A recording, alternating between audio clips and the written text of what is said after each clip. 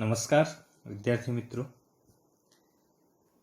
આજે આપણે નવો યુનિટ શરૂ કરવા જઈ રહ્યા છીએ જેનું નામ છે બાયોટેકનોલોજી, જેની અંદર બે જ ચેપ્ટર છે.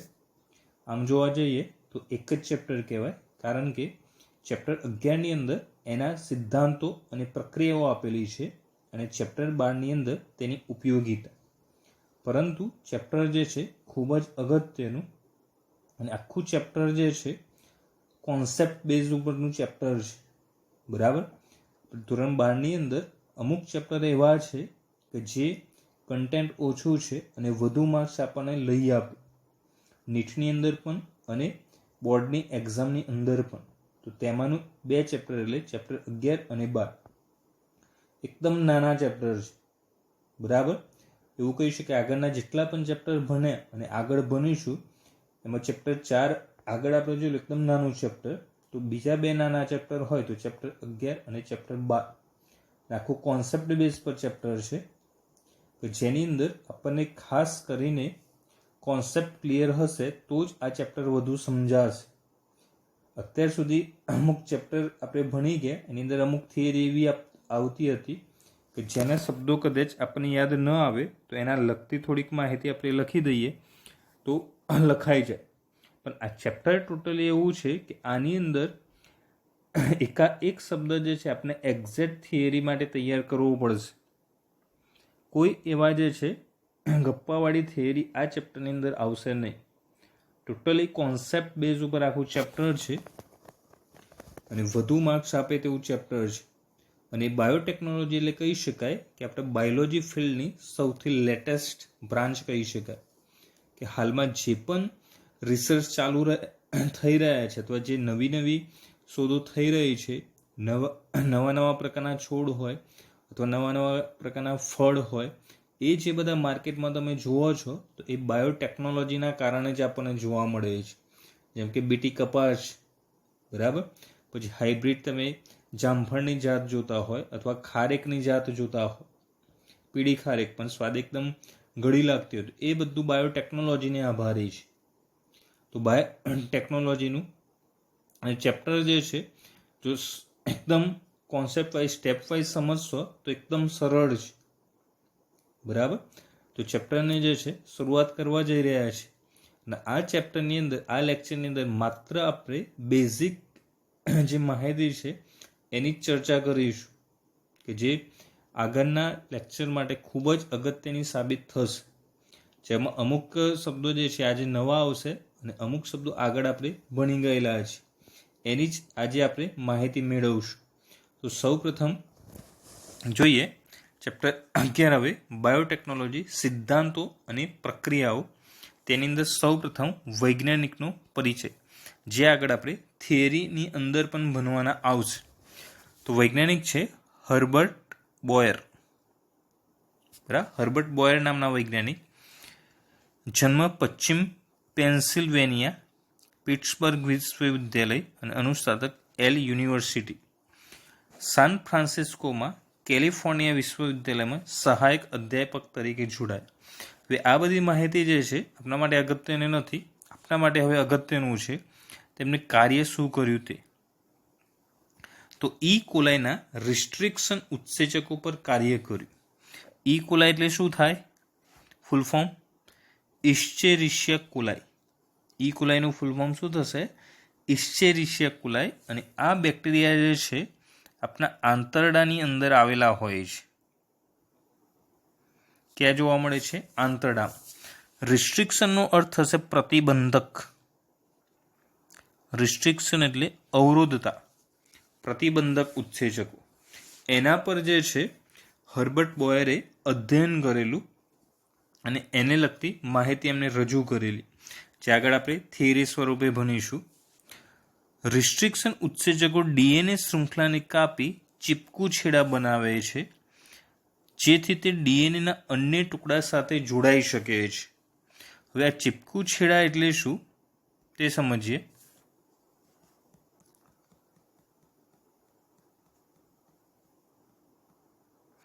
આ આકૃતિની અંદર જુઓ તો અહીંયા જે છે ડીએનએ છે. બરાબર. પહેલી આખી સંપૂર્ણ ડીએનએ બતાવેલા છે. પછી આ જે નામ લખેલું છે ઇશ્ચેરિશિયા કોલાઈ R1 એ રિસ્ટ્રિક્શન ઉત્સેચકનું નામ છે. તેના દ્વારા આ જે ભાગ હતો નાઇટ્રોજન બેઝનો એ કાપવામાં આવે છે. તો અહીંયાથી આટલો ભાગ જે છે એ કપાઈ જાય છે અને અહીંયાથી આટલો ભાગ કપાય છે. તો આ ભાગ કપાતા જે નીચેનો જે ભાગ બાકી રહે છે તો તેમાં જુઓ તો આટલો ભાગ જે છે એ લંબાયેલો જોવા મળે છે. આની અંદર પણ આટલો ભાગ લંબાયેલો જોવા મળે છે. તો આ જે લંબાયેલો જે ભાગ જોવા મળે છે તેને જ કહેવાય છે ચીપકુ છેડા. બરાબર, એ જ ભાગને કયા નામે ઓળખવામાં આવે છે? ચીપકુ છેડા તરીકે ઓળખવામાં આવે છે અથવા સ્ટીકી એન્ડ. તો એટલું યાદ રાખીશું, ડીએનએની અંદર પ્રતિબંધક ઉત્સેચક ઉદાહરણ છે ઇશ્ચેરિશિયા કોલાઈ R1. બરાબર, તેની મદદથી ચીપકુ છેડા અથવા સ્ટીકી એન્ડ, અંગ્રેજીમાં જેને કહેશું સ્ટીકી એન્ડ, તે નિર્માણ થાય છે અને એ જોડાઈને પછી નવું ડીએનએ જે છે સર્જનની ક્રિયા થાય. બરાબર,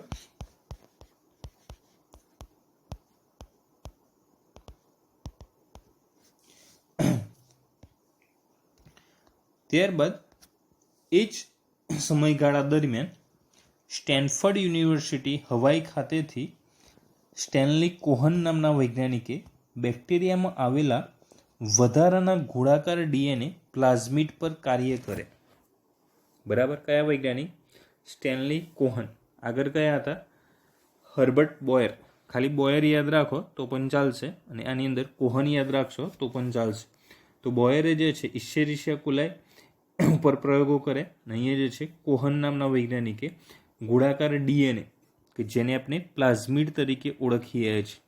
તો બેક્ટેરિયામાં જે વધારાનું જે ડીએનએ જોવા મળે જેને શું કહેવાય છે? પ્લાઝમિડ. અહીંયા તમે જોઈ શકો છો કે આ બેક્ટેરિયા છે એની અંદર આ મુખ્ય ડીએનએ છે જેને ન્યુક્લિયોઇડ પણ કહેવાય. અને એ સિવાય જે આ વધારાનું ડીએનએ જે જોવા મળે છે જેને શું કહેવાય છે? પ્લાઝમિડ તરીકે ઓળખવામાં આવે છે. તો કોહેને જે છે આ પ્લાઝમિડ પર કાર્ય કરેલું. બરાબર, અને એવું કીધું કે પ્લાઝમિડ એ કોષ કેન્દ્રીય ડીએનએથી સ્વતંત્ર રીતે સ્વયંજનન પામી શકે છે. સ્વયંજનન એટલે જાતે નિર્માણ થવું, એને શું કહેવાય? સ્વયંજનન. આ ઉપરાંત કોહને પ્લાઝમિડને બહાર કાઢવાની અને ફરીથી અન્ય કોષમાં દાખલ કરવાની પદ્ધતિ વિકસાવી હતી. એટલે કે જે તે બેક્ટેરિયા હોય તેના અંદરથી બેક્ટેરિયલ ડીએનએ સિવાય જે પ્લાઝમિડ હોય તેને દૂર કરવાનું. એટલે પ્લાઝમિડને જે છે કોષમાંથી બહાર કાઢવાનું, ત્યારબાદ એના સાથે જે બીજો ડીએનએ જોડવામાં આવે અને ફરીથી પાછો કોષમાં દાખલ કરવાનું. પણ કયા કોષમાં? અન્ય કોષમાં. જે આગળ આખી ટેકનિક આપણે ભણીશું પુનઃસંયોજિત ડીએનએ અથવા રીકોમ્બિનેન્ટ ડીએનએ ટેકનોલોજી, તે થિયરીની અંદર આવશે. તો પ્લાઝમિડ બહાર કાઢવાનું, એની અંદર બીજો ડીએનએ જોડી અને ફરીથી અન્ય કોષમાં દાખલ કરવાનું, એ પદ્ધતિ વિકસાયેલી કોહન નામના વૈજ્ઞાનિકે. આમ બોયર અને કોહેને બંને સાથે મળી ડીએનએ ખંડોનું પુનઃસંયોજન કરી બેક્ટેરિયલ કોષમાં આ ડીએનએને દાખલ કરી વિશિષ્ટ પ્રોટીનનું સર્જન કરતા સક્ષમ બનાવ્યા અથવા સર્જન કરવા સક્ષમ બનાવ્યા. ડીએનએ ખંડોનું પુનઃસંયોજન એટલે શું? કે હવે પ્લાઝમિડ બહાર કાઢ્યું છે એના સાથે બીજું ડીએનએ જોડવામાં આવ્યું, પ્લાઝમિડનું ડીએનએ અને બીજું ડીએનએ, એટલે શું કહેવાય? પુનઃસંયોજન ડીએનએ. કારણ કે બે ડીએનએ ઓલરેડી હતા પણ ફરીથી પાછા એમને જોડે એટલે ડીએનએનું નામ શું થશે? પુનઃસંયોજિત ડીએનએ. અને આ સફળતા એમને પ્રાપ્ત થઈ અને એ પછી જ એક નવી શાખાનો ઉદ્ભવ થયો જેને કહેવાય છે જૈવ તકનીકી અથવા બાયોટેકનોલોજી. કારણ કે આ જે પ્રયોગો એમને કરે ત્યારે એમને સફળતા પણ પ્રાપ્ત થયેલી અને પછી એ પ્રકારની નવી નવી ટેકનિકો આગળ વિકસતી ગઈ અને આખું જે બ્રાન્ચ અસ્તિત્વમાં આવી એને કહેવાય છે બાયોટેકનોલોજી અથવા જૈવ તકનીકી તરીકે ઓળખવામાં આવે છે. તો અત્યાર સુધી આપણે જોયું બોયર નામના વૈજ્ઞાનિકે શું કર્યું? ઈ કોલાઈ પર કયા ઉત્સેચકોનું અધ્યયન કર્યું? રિસ્ટ્રિક્શન ઉત્સેચકોનું. કયા? રિસ્ટ્રિક્શન ઉત્સેચકોનું અધ્યયન કર્યું. શેના પર? ઈ કોલાઈ. અને કયા છેડા શોધ્યા? ચીપકુ છેડા. જે અન્ય ટુકડા સાથે જોડાય નવું ડીએનએ બને. એટલે અહીંયા ચીપકુ છેડા બને અને પછી કોહેને શું કીધેલું કે એમને પ્લાઝમિડ જે છે શરીરમાંથી અલગ કર્યું અને એની અંદર બીજા ટુકડા જોડાઈ શકે. તો પ્લાઝમિડના જે છે ચીપકુ છેડા કરવામાં આવે અને ઈ કોલાઈમાં ત્યાં ચીપકુ છેડા નિર્માણ થયેલા. એટલે બંને વૈજ્ઞાનિકોએ ત્યારબાદ જોડે સંશોધન કર્યું, બોયર અને કોહેને. બરાબર. અને એના કારણે શું થયું, ડીએનએ ખંડોનું પુનઃસંયોજન કરી શકાયું. અને આ પુનઃસંયોજનને બેક્ટેરિયલ કોષના ડીએનએમાં દાખલ કરી વિશિષ્ટ પ્રોટીનનું સર્જન કરવા તેને સક્ષમ બનાવે. અને તેમાં સફળતા પણ પ્રાપ્ત થઈ અને નવી શાખાનો ઉદ્ભવ થયો, જેને શું કહેવાય છે, જૈવ તકનીકી અથવા બાયોટેકનોલોજી. ત્યારબાદ જોઈએ આરએનએ અને ડીએનએનો તફાવત. આરએનએના સ્થાનની વાત કરીએ તો કોષરસ અને કોષ કેન્દ્રમાં જોવા મળે છે. તે મુખ્યત્વે કોષ કેન્દ્રમાં હોય, પરંતુ બીજી બે અંગિકાઓ જેવી કે કણાભસૂત્ર અને હરિતકણ જે હોય, જે કોષરસમાં હોય, તે પણ ડીએનએ આવેલું હોય, એટલે કોષરસમાં પણ ડીએનએ જોવા મળે. એટલા માટે કણાભસૂત્ર અને હરિતકણ વિશિષ્ટ અંગિકા છે કે જે કોષ કેન્દ્ર સિવાય પણ ડીએનએ ધરાવે છે. બાકી બીજી કોઈ અંગિકા ડીએનએ ધરાવતી નથી, માત્ર કોષ કેન્દ્ર. પણ કણાભસૂત્ર અને હરિતકણ કોષ કેન્દ્ર સિવાયની અંગિકાઓ છે જે ડીએનએ ધરાવે છે. આરએનએનું ફૂલ ફોર્મ થશે રિબોઝ ન્યુક્લિક એસિડ, એટલે શર્કરા કઈ થશે, રિબોઝ.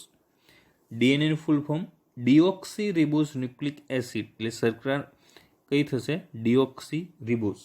બરાબર. રિબોઝ ન્યુક્લિક એસિડ એટલે રિબોઝ શર્કરા, ડીઓક્સી રિબોઝ ન્યુક્લિક એસિડ એટલે ડીઓક્સી રિબોઝ શર્કરા. હવે મોટા ભાગે જે નાઇટ્રોજન જે બેઝ ગોઠવણી જે થયેલી હોય, અહીંયા શર્કરાની વાત કરેલી છે કે ડીઓક્સી રિબોઝ શર્કરા છે હોય ડીએનએમાં, આરએનએમાં રિબોઝ શર્કરા. માત્ર આટલો જ તફાવત હોય. અહીંયા જે છે ઓ ગ્રુપ, ઓ અણુ જે છે ડીઓક્સી રિબોઝમાં ગેરહાજર હોય, ત્યાં OH હાજર હોય, બાકી બધી સેમ ટુ સેમ રચના. બેઝ જે છે, આમ હકીકતમાં નાઇટ્રોજન બેઝની જ્યારે વાત કરીએ આપણે તો એ એડેનિન છે, ગ્વાનિન છે, સાઇટોસિન, યુરેસિલ અને thiamine. 5 nitrogen base. Adenine, guanine, cytosine, uracil, thiamine. Adenine અને ગ્વાનિન કયા પ્રકારના છે, પ્યુરિન પ્રકારના. યાદ કરો, જૈવિક અણુઓ ધોરણ 11 ચેપ્ટર 9.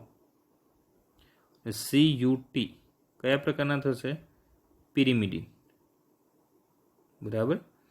એડેનિન, ગ્વાનિન અને સાઇટોસિન પ્યુરિન પ્રકારના. આ એડેનિન, ગ્વાનિન પ્યુરિન પ્રકારના, જે સાઇટોસિન, યુરેસિલ, થાઇમિન પિરિમિડિન પ્રકારના. પ્યુરિનમાં એક રિંગ હોય, સિંગલ રિંગ હોય, જ્યારે પિરિમિડિનમાં પ્યુરિનમાં ડબલ રિંગ હોય, જ્યારે પિરિમિડિનમાં સિંગલ રિંગ જોવા મળે. અહીંયા જે આકૃતિમાં દર્શાવેલા છે બંને પિરિમિડિન છે, એટલે જોઈ શકાય છે સિંગલ રિંગ. જો પ્યુરિન હોય તો તેની અંદર ડબલ રિંગ જોવા મળે. બરાબર.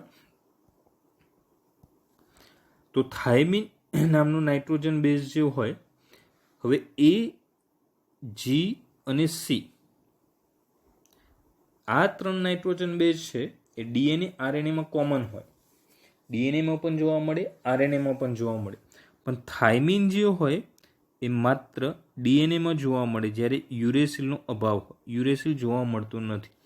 જ્યારે યુરેસિલ માત્ર આરએનએમાં જોવા મળે, જ્યારે થાઇમિનનો અભાવ હોય. બરાબર. તો શર્કરાની વાત કરીએ તો ડીઓક્સી રિબોઝ ડીએનએમાં હોય, રિબોઝ આરએનએમાં, જ્યારે થાઇમિન, એજીસી બંનેમાં કોમન હોય. થાઇમિન માત્ર ડીએનએમાં અને યુરેસિલ માત્ર આરએનએની અંદર હાજર જોવા મળે છે. આરએનએનું મુખ્ય કાર્ય થશે પ્રોટીન સંશ્લેષણ. બરાબર. જ્યારે અહીંયા આનુવંશિક માહિતીનો સંગ્રહ. આ સિવાય આરએનએનું બીજું કાર્ય પણ કહેવાય કે આનુવંશિક માહિતીનું સ્થળાંતર. આ બીજું કાર્ય થશે. પ્રોટીન સંશ્લેષણ તો કરે, પણ આનુવંશિક માહિતીનું જે સ્થળાંતર હોય તે પણ આરએનએ દ્વારા થાય. ડીએનએ શું કરે, સંગ્રહ કરે, જ્યારે આ શું કરે, સ્થળાંતર. આનુવંશિક માહિતીનું સ્થળાંતર આરએનએ દ્વારા, જ્યારે આનુવંશિક માહિતીનો સંગ્રહ ડીએનએ દ્વારા થાય છે. આરએનએ હોય એટલે પોલીન્યુક્લિયોટાઇડની એક જ શૃંખલા હાજર હોય. આ પ્રકારની એક જ શૃંખલા હાજર જોવા મળે. જ્યારે ડીએનએ હોય તો એની અંદર ડબલ શૃંખલા જોવા મળે. બરાબર. તો આરએનએની અંદર એક જ શૃંખલા હોય, ડીએનએની અંદર ડબલ શૃંખલા જોવા મળે છે. અહીં આકૃતિની અંદર જોઈ શકો છો, આરએનએ જે છે તેની અંદર આ પ્રકારની સિંગલ શૃંખલા છે, એક જ. એની અંદર આ ન્યુક્લિયો બેઝ જે છે અથવા નાઇટ્રોજન બેઝ, જ્યારે ડીએનએની અંદર સ્પષ્ટ જોઈ શકાય છે એક શૃંખલા અને આ બીજી શૃંખલા, જ્યારે અહીંયા એક જ શૃંખલા જોવા મળે છે. નાઇટ્રોજન બેઝની વાત કરી તો આરએનએની અંદર કયા કયા છે? એજીસી તો ત્રણેયમાં કોમન હોય. એજીસી ત્રણેયમાં શું હોય? કોમન હોય. ડિફરન્ટ માત્ર શું હોય? આરએનએ હોય તો યુરેસિલ હાજર, થાયમિન ગેરહાજર. જ્યારે ડીએનએ હોય તો થાયમિન હાજર, યુરેસિલ ગેરહાજર. બરાબર. આ ઉપરાંત વાત કરી કે પ્યુરિન જે હોય એ ડબલ રિંગ જોવા મળે છે. અહીંયા જોઈ શકો છો 2 રિંગ હાજર છે. જ્યારે પિરિમિડિનમાં કેવું છે? એક જ રિંગ. અહીંયા 2 રિંગ, જ્યારે પિરિમિડિનમાં સિંગલ રિંગ આપણને જોવા મળે છે. બરાબર. તો આ જે છે નાઇટ્રોજન બેઝ અને શર્કરાને આધારે આપણે ચર્ચા કરી. ત્યારબાદ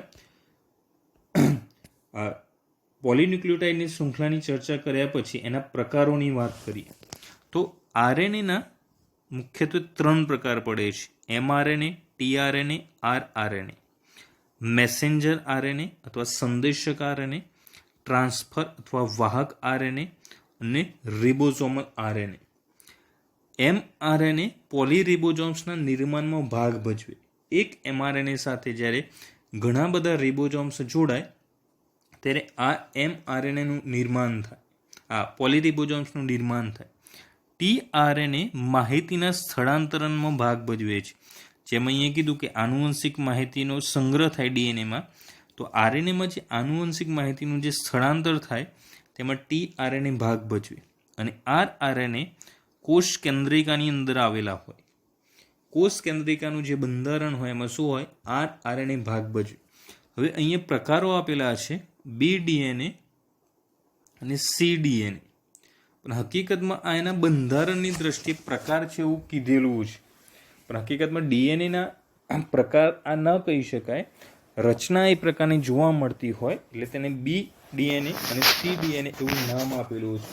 આ સિવાય ઘણી વખત રચનાની દ્રષ્ટિએ આરડીએનએ પણ શોર્ટ ફોર્મ આપેલું હોય છે, જેમ કે રીકોમ્બિનન્ટ ડિઓક્સી રિબોઝ ન્યુક્લિક એસિડ. એટલે આવા નામકરણ થાય છે ખરા, પરંતુ પ્રકાર તરીકે મુખ્યત્વે આરએનએના જે છે વધુ ઇમ્પોર્ટન્ટ ગણાય છે એમઆરએનએ, ટીઆરએનએ અને આરઆરએનએ. આરએનએ સ્વયંજનન પામી શકતા નથી, જ્યારે ડીએનએ સ્વયંજનન પામી શકે છે. બરાબર. કારણ કે સ્વયંજનનની ઘટના જ એટલે પોતાની જાતે કહેવાય. તો સ્વયંજનન અહીં પોતાની જાતે જે છે આ સ્વયંજનન પામી શકતા નથી, જ્યારે આ સ્વયંજનન પામી શકે છે. તો આ થયો આરએનએ અને ડીએનએનો તફાવત. તો આ ચેપ્ટર જે છે આગળની થિયરીઓ ચાલુ થાય એના પહેલાં આપણા મગજની અંદર ફિટ હોવો જોઈએ કે આરએનએ શું છે, ડીએનએ શું છે, એના પ્રકારો શું છે, એના કાર્યો શું છે, એની દરેક માહિતી.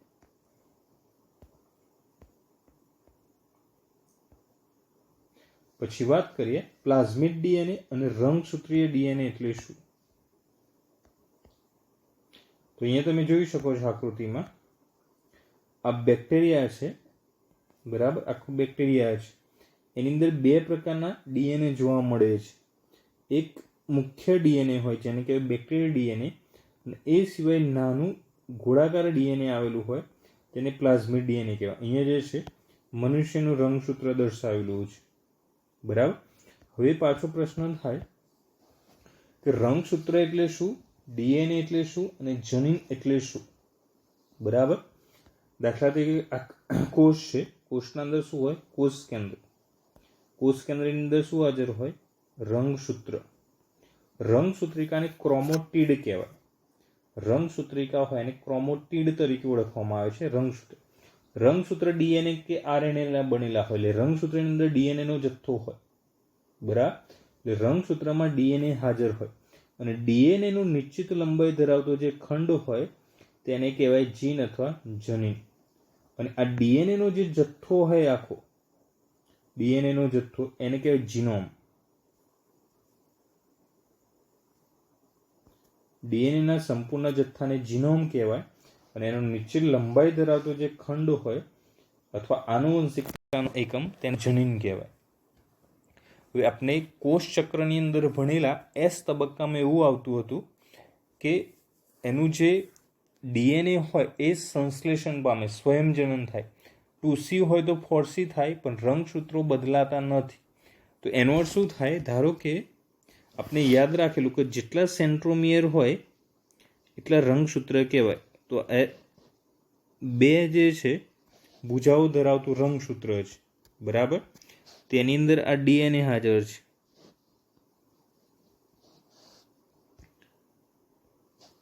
હવે બે ભુજામાંથી 4 ભુજાનું નિર્માણ થાય છે.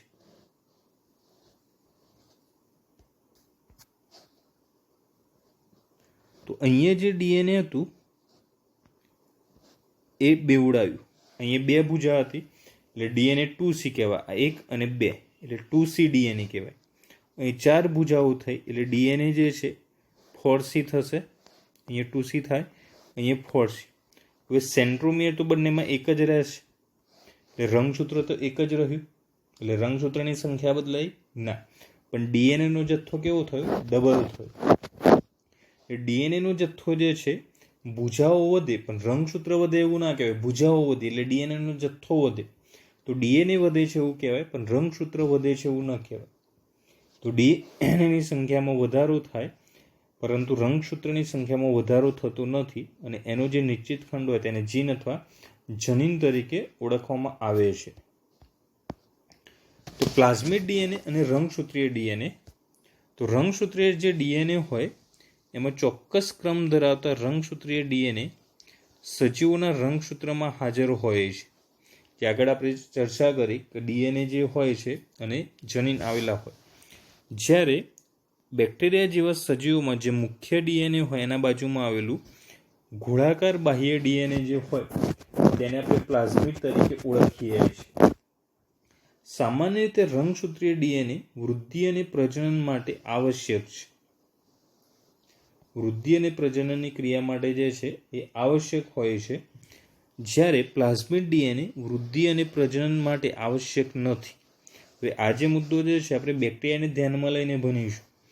તો અહીંયા રંગસૂત્રીય ડીએનએ વૃદ્ધિ અને પ્રજનન માટે આવશ્યક, જ્યારે અહીંયા વૃદ્ધિ અને પ્રજનન માટે પ્લાઝમિડ ડીએનએ જવાબદાર નથી. પરંતુ કેટલાક લક્ષણોની માહિતીના વહન માટે પ્લાઝમિડ ડીએનએ ભાગ ભજવે, બરાબર? અને આ બધા જ લક્ષણોની માહિતી અહીંયા સમાવેલી હોય છે. એટલે ટોટલી માહિતીનો સમાવેશ જે થતો હોય રંગસૂત્રની અંદર થતો હોય, પણ અમુક જ માહિતી જે હોય કેટલાક લક્ષણોની માહિતી એ શેની અંદર હોય? પ્લાઝમિડ સાથે સંકળાયેલી હોય. પ્લાઝમિડ ડીએનએ સ્વયંજનન પામી શકે છે, રંગસૂત્રમાં એ ઘટના જોવા મળતી નથી. અને પ્લાઝમિડ ડીએનએ ક્યાં જોવા મળે? બેક્ટેરિયાની અંદર. ઉદાહરણ તરીકે ઇશ્ચેરિશિયા કોલાઈ, જે ઓલરેડી આપણે ધોરણ 11ની અંદર આ આદિકોષ કેન્દ્રિત સજીવની અંદર ડિટેલમાં રચના ભણી ગયા છે. અને બેક્ટેરિયાનું જે રંગસૂત્રીય ડીએનએ હોય બેક્ટેરિયાનું, એને ન્યુક્લિઓઇડ તરીકે પણ ઓળખવામાં આવે છે. બેક્ટેરિયાનું જે ડીએનએ હોય એને શું કહેવાય છે? ન્યુક્લિઓઇડ.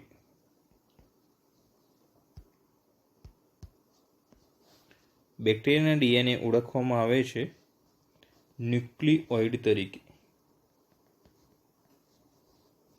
બરાબર? તો બેક્ટેરિયાનું મુખ્ય ડીએનએ ન્યુક્લિઓઇડ અને નાનું ગોળાકાર ડીએનએ હોય પ્લાઝમિડ, જે સ્વયંજનન અને બાહ્ય સ્વરૂપલક્ષી લક્ષણો માટે પણ જવાબદાર હોય છે. અને એ જ પ્લાઝમિડ જે છે આ ચેપ્ટરની અંદર આપણે વારંવાર શબ્દ આવશે. એટલે પ્લાઝમિડ શબ્દ જ્યારે જ્યારે આવે આપણને ખબર પડવી જોઈએ કે પ્લાઝમિડ શું છે. કારણ કે ચેપ્ટર 11 અને ચેપ્ટર 12ની અંદર લગભગ દરેક થિયરીની અંદર આ શબ્દનો યુઝ થશે. 2-3 થિયરી એવી જ નહીં હોય કે જેમાં પ્લાઝમિડ નહીં હોય. બાકી દરેક જ્યારે જ્યારે જે છે પુનઃસંયોજન થશે એટલે પ્લાઝમિડ આવશે. તો જે ડીએનએનો ભાગ છે, બરાબર? પ્લાઝમિડ ત્યાં ભાગ ભજવશે વાહક તરીકે. વાહક તરીકે ભાગ ભજવે. વાહકનું કાર્ય શું હોય? એક જગ્યાએથી બીજી જગ્યાએ વહન કરાવવાનું. તો પ્લાઝમિડ વાહક તરીકે ભાગ ભજવશે અને બીજા ડીએનએને લઈ જશે.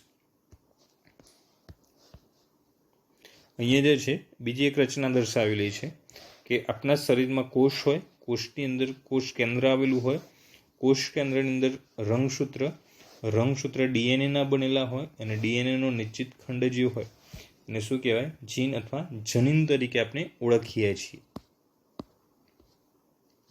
ત્યારબાદ સામાન્ય વ્યાખ્યા પહેલાં વાત કરીએ કે બાયોટેકનોલોજી અથવા જૈવ તકનીક એટલે શું? કે સજીવો કે તેમાંથી પ્રાપ્ત થતા ઉત્સેચકનો ઉપયોગ કરી મનુષ્ય માટે ઉપયોગી નિપજો અને પ્રક્રિયાઓના ઉત્પાદન સાથે સંકળાયેલો છે. કોનો ઉપયોગ કરવામાં આવે? સજીવો કે તેમાંથી પ્રાપ્ત થતા ઉત્સેચકો. બરાબર?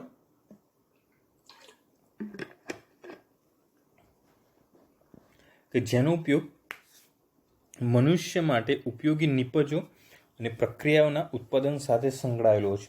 તો સામાન્ય રીતે આપણે સૂક્ષ્મજીવોનો જે છે ટોપિક ભણી ગયા ચેપ્ટર 10ની અંદર ત્યાં જોયેલું કે સૂક્ષ્મજીવોનો ઉપયોગ કરીને દહીં, બ્રેડ, વાઇન, રમ પ્રકારના જુદા જુદા જે છે ઉત્પાદનો કરવામાં આવતા હતા. તો એ જે પ્રક્રિયાઓ જે છે એ બાયોટેકનોલોજીનું એક સ્વરૂપ છે એવું કહેવાય, પરંતુ સંપૂર્ણ બાયોટેકનોલોજી નથી. કેમ?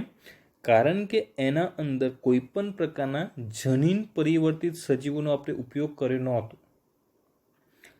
કારણ કે હાલના સમયમાં બાયોટેકનોલોજી એટલે ઉપરોક્ત પદાર્થોના વધુ માત્રામાં ઉત્પાદન માટે જનીન પરિવર્તિત સજીવોના ઉપયોગ સાથે સંકળાયેલ છે. એટલે હાલમાં આ સજીવો યુઝ કરવામાં આવે છે ખરા, પણ એના જનીન જે છે ચેન્જ કરવામાં આવે, જનીનિક પ્રક્રિયા કરવામાં આવે તો એ બાયોટેકનોલોજીકલ પ્રક્રિયા કહેવાય. પણ આપણે જે બનેલા ત્યાં કોઈ એવી પ્રક્રિયા નહોતી, કોઈ જનીનિક પ્રક્રિયાનો જે છે આપણે ઉલ્લેખ કર્યો નહોતો. તો એ જનીનિક પ્રક્રિયાનો ઉપયોગ થતો હોય તો જ એ બાયોટેકનોલોજીનો પાર્ટ્સ કહી શકાય, બાકી એ સામાન્ય જે છે ઉત્પાદન કહી શકાય. આમ સમય જતાં અનેક પ્રક્રિયાઓ અને ટેકનિકોનો સમાવેશ બાયોટેકનોલોજીમાં કરવામાં આવે. કારણ કે જનીનિક આધારિત પ્રક્રિયાઓ હોય તો પહેલાં નહોતી ને પછી એડ થઈ એટલે એડ કરવામાં આવે. જીનેટિકલી મોડિફાઈડ ઓર્ગેનિઝમ એટલે શું? તો એવો સજીવ કે એનું પોતાનું જનીન તો હોય જ, બરાબર, પણ એના અંદર બીજું જનીન દાખલ કરવામાં આવે એટલે એનું મૂળભૂત જનીન બંધારણ બદલાય, મોડિફાઈડ થાય, પરિવર્તિત થાય, ચેન્જ થાય. તો એવા સજીવને કહેવાય GMO, જીનેટિકલી મોડિફાઈડ ઓર્ગેનિઝમ્સ. બરાબર? તો જનીન પરિવર્તિત સજીવ તરીકે તેને ઓળખવામાં આવે છે. ઉદાહરણ તરીકે જોઈએ તો ઇન વિટ્રો એટલે યાદ આવ્યું, આઉટસાઇડ ધ બોડી, શરીરની બહાર થતી પ્રક્રિયા, ચેપ્ટર 4 IVF ટેકનિક આખી ભણેલા આપણે. તો ઇન વિટ્રો IVF ટેકનિક દ્વારા ટેસ્ટ ટ્યુબ બેબીનું નિર્માણ, નવા જનીનોનું સંશ્લેષણ અને તેનો ઉપયોગ, DNA રસીકરણની અંદર આપણે ખૂબ જ ડિટેલમાં ચર્ચા કરી ગયેલા, એક્ટિવ ઇમ્યુનિટી, પેસિવ ઇમ્યુનિટી. તો એ જે રસીકરણ બનાવવામાં આવે છે, નવા જનીનોનું સંશ્લેષણ, તેનો ઉપયોગ થાય છે, એ બધું જ બાયોટેકનોલોજીનો ભાગ છે. જીનેટિક એન્જિનિયરિંગ એન્ડ બાયોટેકનોલોજી, પણ અહીંયા આપણે અભ્યાસ કરીશું માત્ર બાયોટેકનોલોજી. ક્ષતિગ્રસ્ત જનીનોની સુધારણા પણ બાયોટેકનોલોજીના વિભાગો છે. એટલે કોઈ જનીન જે છે ડિફોલ્ટ થયા હોય, એની અંદર નુકસાન થયું હોય અને પછી ચેન્જ કરવું હોય તો પણ થઈ શકે. રોગ લાગુ પડ્યો હોય પણ એ જનીનો કાઢી નાખવામાં આવે, રોગકારક જનીનો, અને એના સ્થાને બીજા જનીનો દાખલ કરવામાં આવે તો એ ક્ષતિગ્રસ્ત જનીનોની સુધારણા તરીકે તેને ઓળખવામાં આવે છે. European federation of biotechnology EFB, European federation of biotechnology એક બાયોટેકનોલોજીની વ્યાખ્યા આપી છે. બરાબર? એ વ્યાખ્યા અનુસાર બાયોટેકનોલોજી એટલે માનવ કલ્યાણની નિપજો અને સેવાઓ માટે પ્રાકૃતિક જીવવિજ્ઞાન અને સજીવો, કોષો, તેમના ભાગો તથા આનીવીય સ્વરૂપોનો સમન્વય. શબ્દો થોડા જે છે અટપટા લાગશે, પણ એનો મેઇન ઉદ્દેશ એ છે અથવા હેતુ એ નીકળે છે કે કોઈ પણ પ્રકારના જે સજીવો હોય, એનો કોષોનો ભાગ હોય, સંપૂર્ણ સજીવ હોય એનો ભાગ હોય, અથવા આનવીય રચના હોય, તે માનવ કલ્યાણની સેવામાં ફાયદારૂપ થતું હોય અથવા એની નિપજો ફાયદારૂપ થતી હોય તો એને બાયોટેકનોલોજી તરીકે ઓળખવામાં આવે છે કે માનવ કલ્યાણની નિપજો અને સેવાઓ માટે પ્રાકૃતિક જીવવિજ્ઞાન અને સજીવો કોષો તેમના ભાગો તત્વો આણ્વીય સ્વરૂપોનો સમન્વય અથવા સંચાલન, તો તેને બાયોટેકનોલોજી કહેવાય છે. હવે બાયોટેકનોલોજીની અંદર આપણે રસીની વાત કરી તો રસીની અંદર જુદા જુદા પ્રકારોનો સજીવોનો યુઝ થાય છે ટેસ્ટિંગ માટે. દાખલા તરીકે ઉંદર હોય, સસલા હોય, એ બધાનો યુઝ થાય. બરાબર. હવે ઘણી વખત જ્યારે કોઈક એવી રસી શોધાતી હોય તો એના જુદા જુદા ડોઝના કારણે એ બધા પ્રાણીઓ જે છે મૃત્યુ પણ પામતા હોય. બરાબર.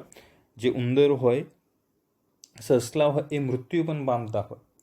પરંતુ એ જે મૃત્યુ પામે છે એ કોઈ કાર્ય આપણે સંશોધન માટે કરી રહ્યા છે અને તેના કારણે મૃત્યુ પામે છે. આપણો મેઇન હેતુ એ નહોતો કે એ મૃત્યુ પામે. આપણો મેઇન હેતુ શું હતો કે માનવજાતને ઉપયોગી થઈ શકે તેવી રસીનું ઉત્પાદન કરી શકાય અથવા સંશોધન કરી શકાય. તો એ કારણસર જે છે એ સજીવોનું મૃત્યુ થાય છે. સંશોધન કરતાં કરતાં મૃત્યુ થાય છે. આપણે સ્પેશિયલ એને મારતા નથી. તો બાયોટેકનોલોજીનો મેઇન હેતુ જે છે માનવજાતના કલ્યાણ અર્થે હોય છે, નહીં કે તેના બદલે બીજા સજીવોને મારવા માટે. પણ માનવ કલ્યાણ થઈ શકે કારણ કે કોઈ રોગ હોય, ડાયરેક્ટ રસી હોય જો ડાયરેક્ટ મનુષ્યને આપવામાં આવે અને એ રોગકારક હોય તો મનુષ્યનું મૃત્યુ થાય તો એ તો માનવજાતને વધુ નુકસાન થયું. તો માનવજાતને બચાવવા માટે આપણે પહેલાં એ પ્રાણીઓ પર પ્રયોગો કરીએ છીએ અને જો એમનું મૃત્યુ થાય છે તો એ બાયોટેકનોલોજીનો હેતુ નથી. તો બાયોટેકનોલોજીનો મેઇન હેતુ માનવ કલ્યાણના જે અર્થે થતો હોય અને એ મૃત્યુ થઈ જાય છે તો એને પછી જે છે એ હેતુની અંદર ગણવામાં આવશે નહીં. બરાબર. એટલે માનવ કલ્યાણ માટે જ જે છે એ પ્રાણીનો ઉપયોગ થતો હોય છે અને એના કારણે એમનું મૃત્યુ થાય છે. બાકી બાયોટેકનોલોજીનો મેઇન હેતુ નથી કે એમને આપણે મારી નાખીએ. બરાબર. તો આ જે થઈ ચેપ્ટરની બેઝિક માહિતી જે ખૂબ જ અગત્યની છે. એટલે જ્યારે હવે આપણે નેક્સ્ટ ટોપિક સ્ટાર્ટ કરીશું તો એ પહેલાં આ લેક્ચર જે આપણે અભ્યાસ કર્યો હમણાં એ દરેકને મોઢે હોવું જોઈએ. કારણ કે જો આ માહિતી ખ્યાલ નહીં હોય તો આગળની દરેક થિયરીમાં જે છે ખૂબ જ તકલીફ પડશે. એટલા માટે આ બધા જ શબ્દો આપણને મોઢે હોવા જોઈએ આગળનો લેક્ચરનો અભ્યાસ કરતાં પહેલાં.